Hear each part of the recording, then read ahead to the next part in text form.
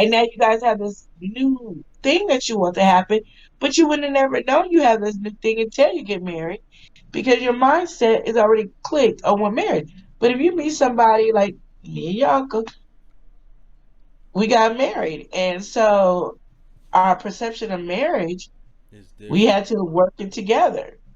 Okay, so I feel like that is a really important topic right there.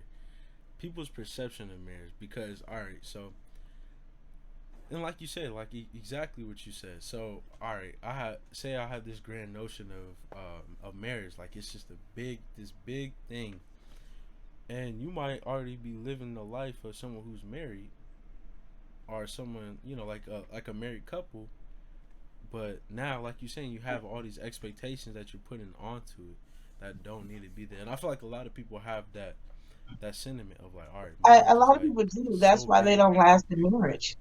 I feel like, and They don't last in marriage. personally feel like I have that kind of mentality. Like marriage is like that, the end goal type of thing, where I wouldn't necessarily say, like having this conversation, I wouldn't necessarily say it's that big. Like it's a big deal, but it's not that crazy.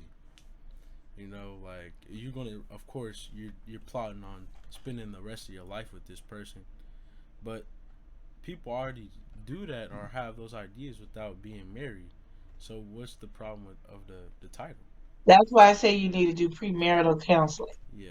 or a premarital. Like me, I'm writing a premarital book journal. Mm-hmm. So if you can't afford counseling, because it costs a lot of money to Yeah. counsel, No, it and I definitely know a does. lot of people say you should spend more money on the premarital counseling than getting married, but people are not doing that. No, So definitely not. I want you to know the ins and outs of what you get into. I want you to understand that there's arguments and how to argument, what not to say. There's things that you have to always keep in mind and work together on. These are goals that is continuous. And even if you're married, you should still be able to use that same book that you had with your premarital. And God, because when I took my premarital class, for the longest, me and my husband had our book, and we still will look over the book because it keeps you focused. That everything is not gonna always be gravy. Everything's not gonna always be easy. Mm-hmm. So you want to have that, but when you're in love and everything's working out this well, and you guys are able to argue, and you think, oh, it's so easy, Mm-hmm. but for some reason, when you get married, your mindset goes into my husband should be like this, my wife should be like this, and you're not telling each other that's what y'all should be. Y'all just get mad. Can't be weak and be married. Mm-hmm. You can't be a punk and be married. I'm just saying, you can't come at it being a punk talking about I don't want to be married. No, you Yeah. got to be strong. And you got to be able to deal with it. And you got to understand you're not going to always love the person. You're not going to always be happy with the person.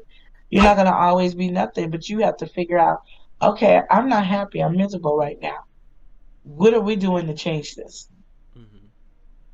That's where a conversation comes in. Not I hold it in and let me go talk to my girlfriend. Let me go talk to my boys. No, I'm talking to you. I'm miserable. I don't like this, and this, and this. And I don't know what you don't like. What you don't like? Because I'm Mm-hmm. miserable. Are you miserable? I don't like the way I'm feeling right now. I'm feeling like I'm by myself. Yeah. These are things. But one thing I tell you is don't carry nobody else's relationship into your relationship. And Mm-hmm. people do that too. Truly real, to how you feel.